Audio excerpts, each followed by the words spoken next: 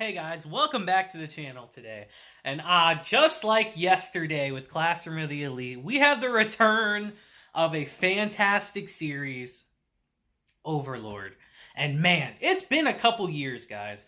It really has been a couple years since we got the last season of this show. It's crazy. I actually had to do a little bit of a refresher to remember what happened. And as I was doing that, I came to the conclusion that, damn, this show is good.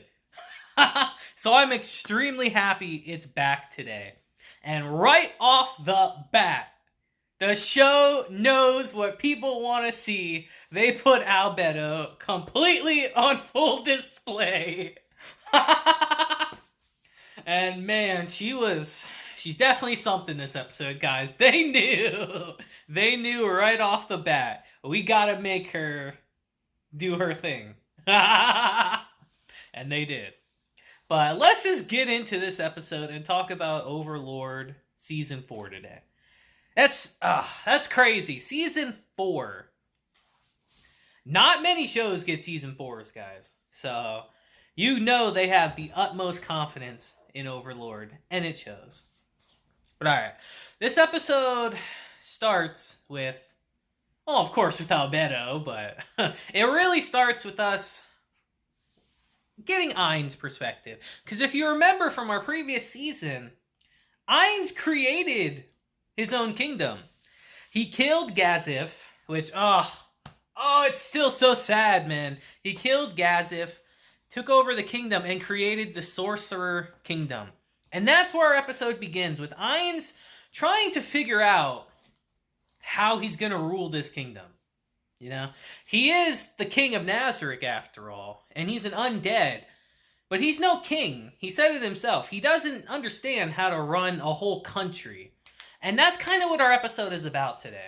Him trying to figure that out. So him and Albedo are actually going through suggestions that the people of Nazarick have actually given to him to try to get a firm understanding of what they need to do. And of course he snuck a few of his in too.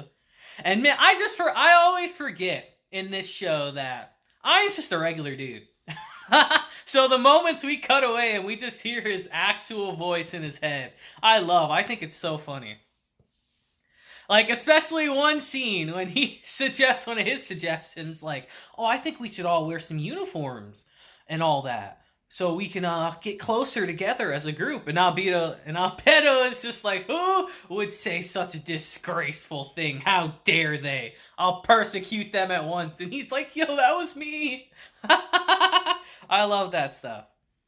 That this show can balance moments of levity with the seriousness too. But onto a more serious topic, actually. He does get a suggestion that is quite curious. He gets a suggestion that they should open up kind of like a school in a way, an educational system for the kids. Now, Ainz doesn't hate this idea, but he changes it up a bit. Because if you think about it, he doesn't want Nazarick's knowledge to be leaked to the world. So he actually suggests that they open up an orphanage in Irantal and have only the talented people there gain the knowledge of Nazarick, people he can trust. And that he should have the widows from the previous battle run it. And of course Albedo is like, oh, that'll raise your standings with the people. But I'm just sitting here like, yo, that's kind of savage. That's kind of savage. You come in and kill their husbands and say, oh, you can have a job now raising these kids. Like, oh, man. And, you know, we just get some more character development between our characters. We get Aura and Mara coming in, and they're ridiculous. I forgot that they cross-dress. And we get to see them interact with Ainz a bit, you know. More Albedo craziness. Of course, naturally. We gotta have that. And I just love how Aura suggests that, oh, why don't we have all the guys wear girls' clothes and fucking the girls wear guys' clothes? And everyone's like, yeah! And Ainz is just like, oh, man. All the scenes where he has to cast the magic on himself to calm down and not show emotion is hilarious, guys. It's really great. I've truly missed this show. But after we go from that scene, actually, we get a pretty interesting scene with Pandora's actor. Honestly. Now, Pandora's actor has been being basically a body double for Momin, which, if you remember, is Ainz when he's an adventurer. When he goes out of Nazarick, pretends to be an adventurer, he's Momin, the hero. So Pandora's actor has actually been his body double for a while now. And he asked him how that's been going. And of course it's been going good. And Pandora's actor is just a crazy character all the time. Super over the top and eccentric. He's like, I need my magical items, master. What are you doing? I need to touch them and craft them. And he's just over the top and ridiculous. And Ainz is like, yo man, chill. Chill out. I know I made you this way, but you know, you're like a son to me. You know, I want you to surpass me one day. I want you to go past your programming. Go past what you've been imprinted to do and grow. And he tells him, I want you to be a little more serious. You don't need to talk German or anything with me. And he does, actually. And we see Fifth in the background crying from that. And it's just hilarious. But in that moment, actually, he asks him a really serious question, which kind of catches you off guard. He's like, "What? How are you going to rule the kingdom, the Sorcerer Kingdom?" And that's honestly a question Ainz has been asking himself the entire time. Like I said, it's the crux of our episode today. Like, how is he going to rule the kingdom? Is he going to rule it as a dictatorship? Is he going to be fair and malevolent? Not malevolent. I butchered that word. You know what I meant. Is he going to be a fair ruler, or is he going to enslave everyone? And he doesn't know just yet. So he actually starts walking around town, and we see that many people are afraid of him. As you would expect, he's a walking skeleton after all, guys, that commands the undead. And he's trying to understand people, because he even asks Fifth as they're walking around, like, what do you guys think of people, of humans in general? And she confirms his theory that they all think that they're beneath them, that they're filth, that all of them should be happy that they're even breathing the same air as them. And that needs to change if Ainz going to rule a country. He actually goes and visits the Adventurers Guild and talks with, what's his name, Ainz, who is the guild master there. And he tells him, like, I want to absorb the Adventurers Guild into the Sorcerer's Kingdom. Now, Ainz actually accepts right away, to Ainz's surprise. Because he even says himself, like, I thought the Adventurers Guild always acted independently from the kingdoms. And Ainz explains that, yes, we are formed for the people. We're here to save people. You know, that's why we don't follow the laws of the kingdoms and the rules and all that. We act independently. So Ainz says a counter thing, like, okay, if you're for the people, does that include elves and dark elves and all that? And he says yes. And he's like, well, why don't you protect other intelligent creatures then, like lizard men and monsters and all that? They're just as intelligent. They're living creatures. And he poses that question to him, and he's like, that's not really fair, sir. And I'm just like, well, here's what I want adventurers to be like. And he starts explaining it. He says, adventurers have mostly been for protection and for fighting. He explains that I always thought that adventurers were people that explored the unknown. And he says that I want to turn adventurers into people that can go out into the world and explore these unknown things that I can't.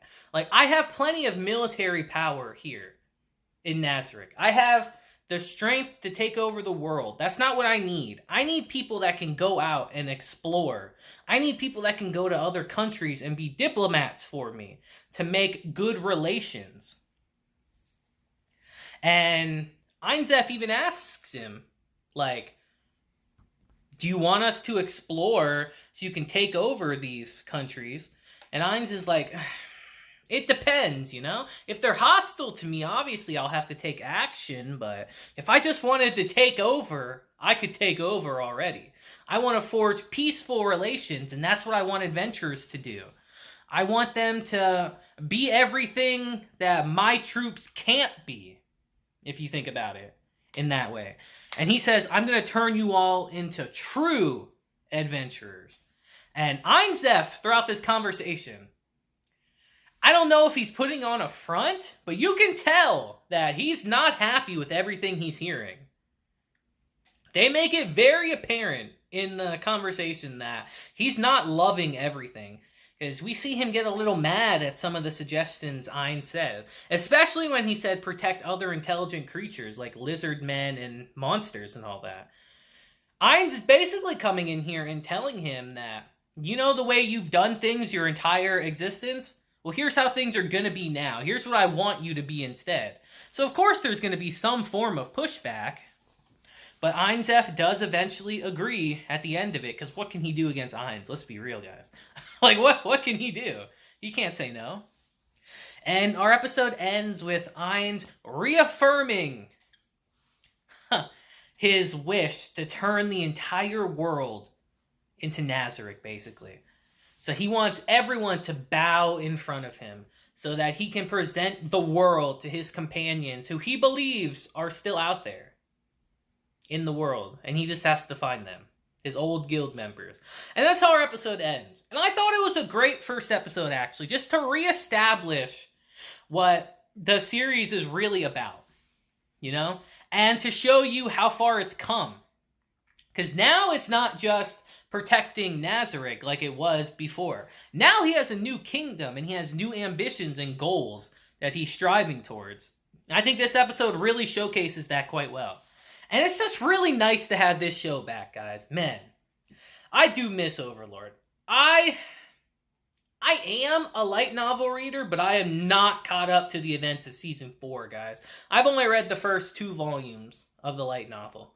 I actually had the physical copy somewhere. Next video we do, I'm going to show you guys that I do, but I'm not caught up. So I don't know all the super specifics, but I do love this series. This series is really, really good, guys.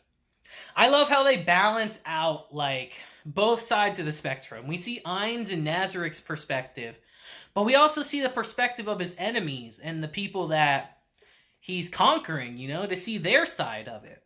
Because obviously, not from everyone's opinion, he's going to be a good guy. And I love that in this series, he's basically the bad guy. Ainz is the bad guy of the series. He is. He is the villain of Overlord. And I love that the show is from his eyes.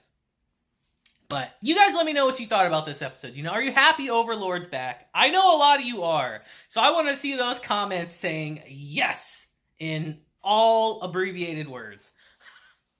But that'll be it for today's episode, guys. We got Papa Bone Daddy back. Like, what more can we really ask for, you know? We got a great season of anime. We got another great season next season. We're eating good, guys. But until next time, I hope you guys have a great day, week, month, and year. And until then, just deuces. Just have a blessed day, guys. I'll see you.